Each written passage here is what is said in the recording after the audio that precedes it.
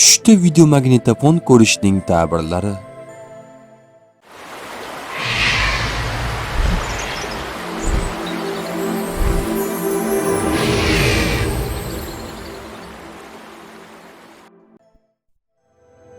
O'tgan xotiralar va esdaliklar, magnitofon, eski filmlar yoki yozuvlar kabi narsalarni qayta tomosha qilishni anglatadi. Tushda videomagnitofon ko'rish bu o'tmishdagi voqealar yoki xotiralarni qayta tiklashni, ular bilan yuzma-yuz bo'lish istagingizni bildiradi.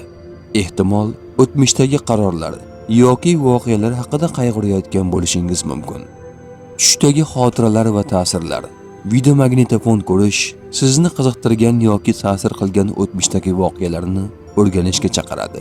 Bu sizni oldingi tajribalarga qaytish yoki o'rganilgan saboqlarni hayotingizda qo'llashga undashi mumkin.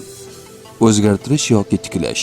Agar videomagnitofon ishlamayotgan bo'lsa, bu sizning hozirgi hayotingizda biror narsaning noto'g'ri kelayotganini yoki yangilanish kerakligini ko'rsatadi. Bu holat o'zingizni yoki vaziyatni qayta tiklash, yangilash kerakligini bildirishi mumkin.